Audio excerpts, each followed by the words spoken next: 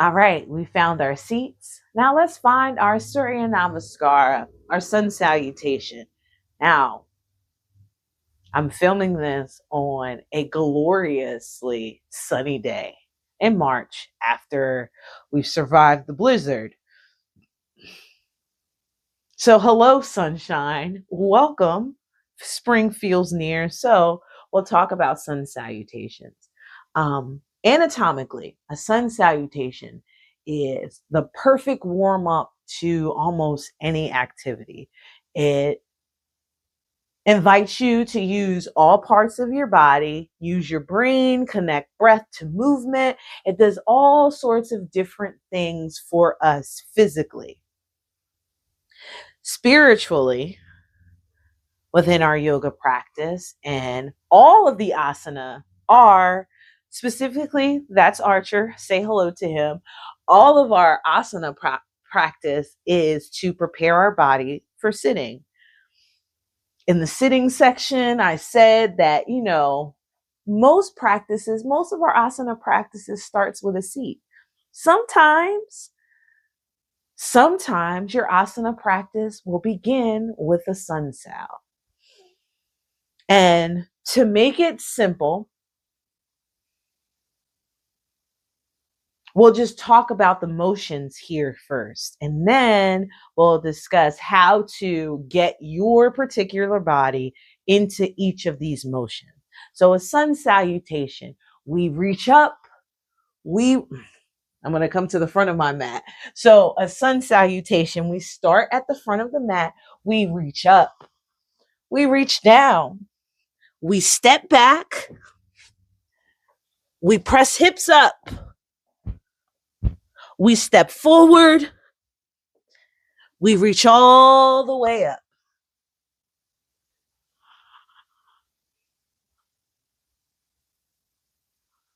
We can also reach up, reach down, step back, back bend, lift the hips all the way up, step forward, reach up, all the way down. Come all the way up.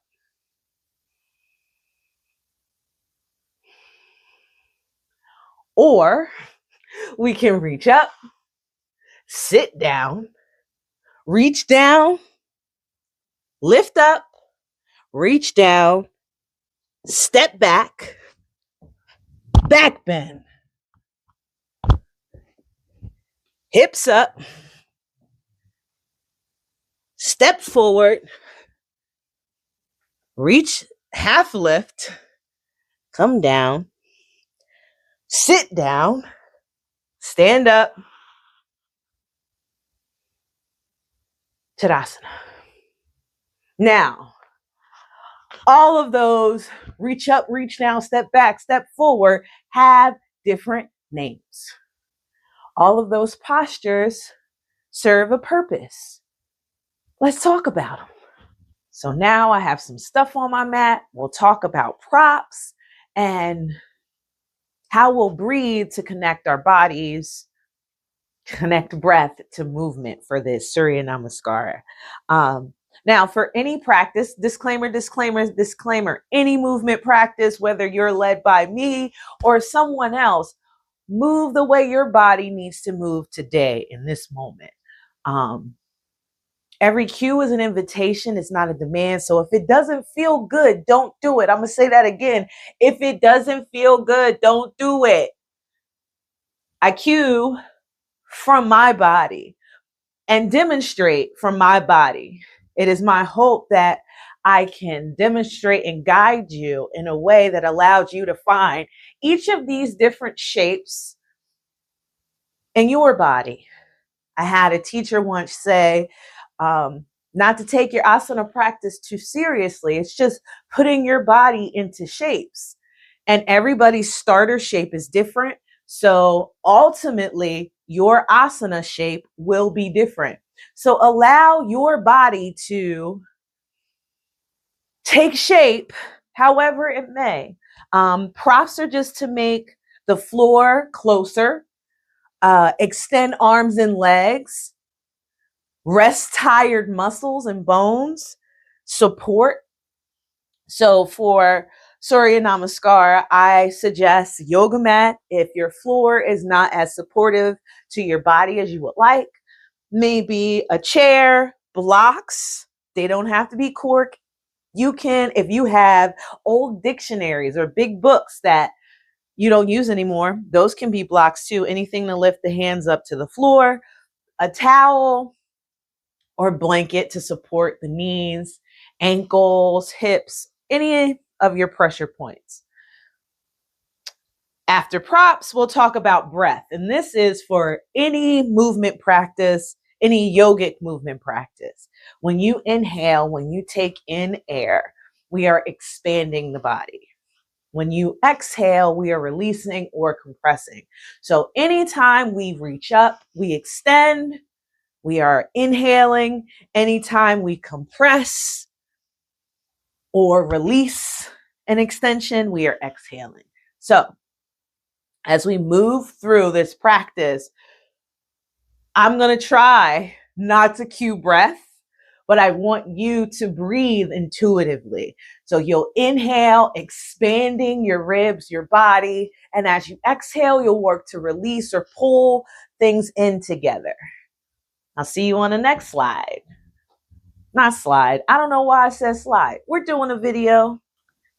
So let's talk about the asana or the postures. Each one of them has a name. I'm going to say the English ones that I know and some of the Sanskrit ones that I know.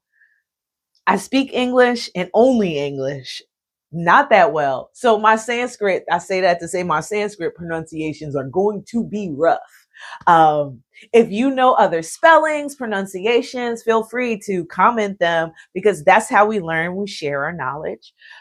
So let's get into the postures. The first one will begin also. Surya Namaskar always begins at the top of your mat because it is a salute to the sun. It's the beginning of your day. It's the beginning of your practice. And the first posture is Tadasana.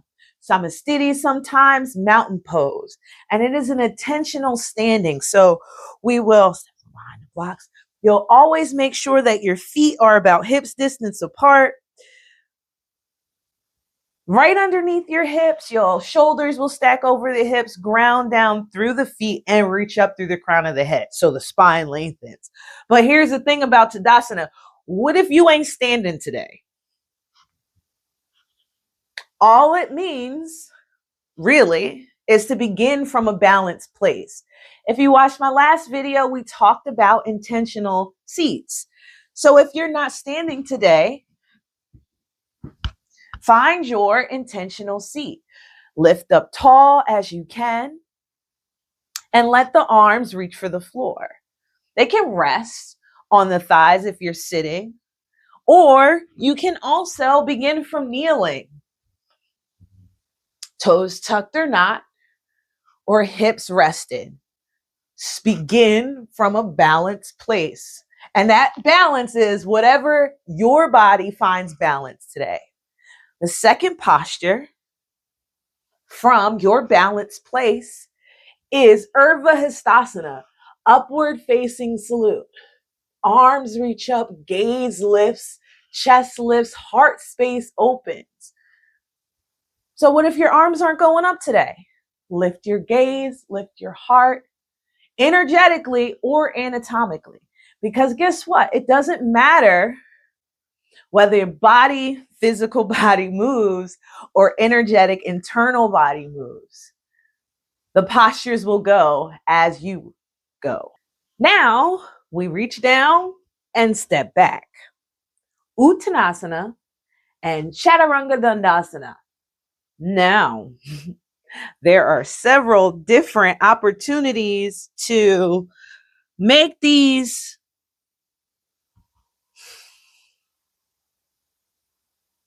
complicated poses more accessible in your body. Uttanasana, our forward fold, Whether you're upright or seated, reach down to the floor as much as you can. Let your upper body hang and dangle. And then there's a half lift where we lift the shoulders and chest in line with the hips. This posture is a preparation for us to step back. It lengthens up the spine and makes sure our core is engaged. So when our arms come down, we are prepared to step one foot back and then the other to our Chaturanga Dandasana. Now, that's if we're using a chair, right? And if we're standing. If we're seated, we reach up and then we fold. We don't need to step back if you don't want to. If we're kneeling,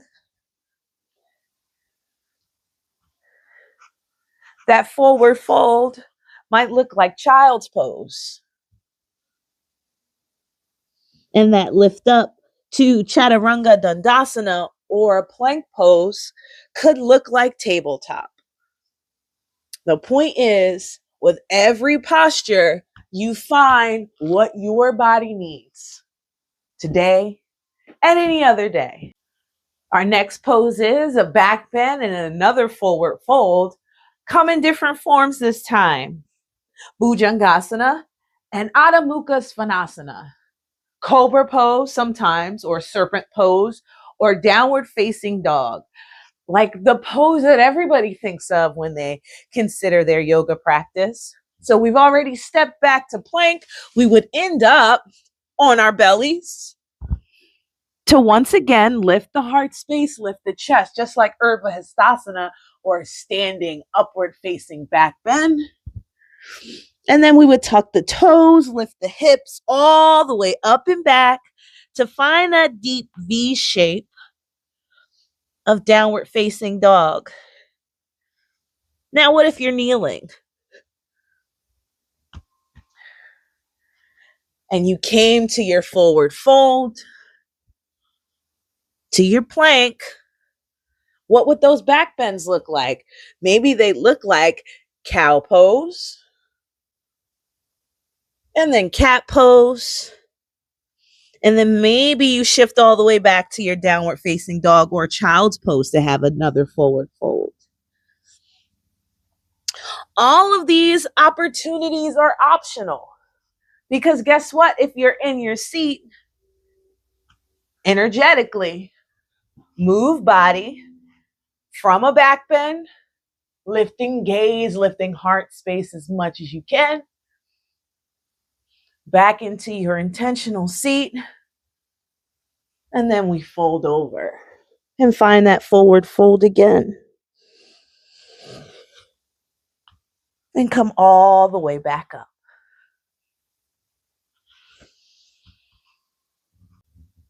So you're feeling real good. You want a little bit more action, which is Surya Namaskar. There are two poses. Well, not just two. There are two additional sequences that you can do. You can add two poses in to extend your Surya Namaskar. Surya Namaskar B and C. And those two poses are chair pose, Utkatasana, or fierce pose, and a lunge. Some books say that you should do Virabhdrasana 1, Warrior 1. You could also do Anjaneyasana or Alanasana, and I'll go through all of those. So, Utkatasana. If you're in your chair, Utkatasana, sit forward as you can so you can lift your chest, lift your heart space, lift your belly, be strong. From standing, if you're adding the Utkatasana in, when you reach up, you sit down. And notice how I'm not sitting all the way down. My knees are about in line with my toes and I'm not jutting my chest forward, but I pull my tailbone down. So tailbone is reaching for the floor as hand and crown of head are reaching up. Now from here, we will put the hands down and step back to our whatever lunge we're doing. Now, if we're standing up, we can press that back heel down, lift up the chest, and come to Virabhdrasana 1. Now, if we are on the ground, From our kneeling seat, we might step one foot forward and lift up the chest and find our Anjaneyasana, our low lunge. Or you might even keep that back leg lifted, the back heel lifted, and lift the chest and step back to Alanasana or high crescent lunge. Anytime we move our bodies, we move for how we feel today. And you know what? Sometimes you're feeling real good, and you should allow for that. Next, we'll put them all together. I'll show you how to do it, no matter which position you start in. So here's what your Surya Namaskar A might look like, depending on where you start.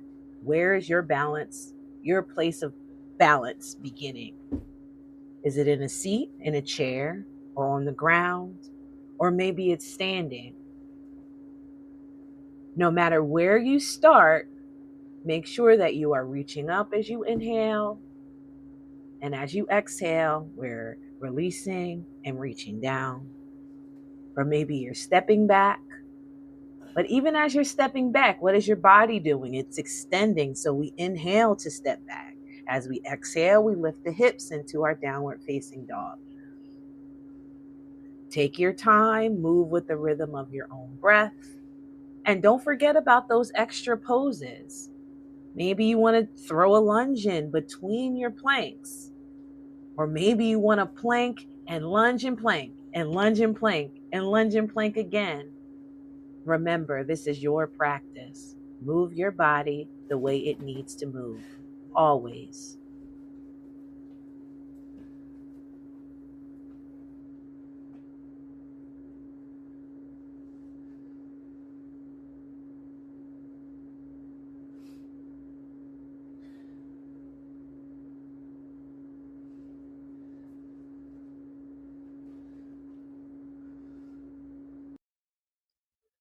Well, that's all I got for now. If you liked it, great.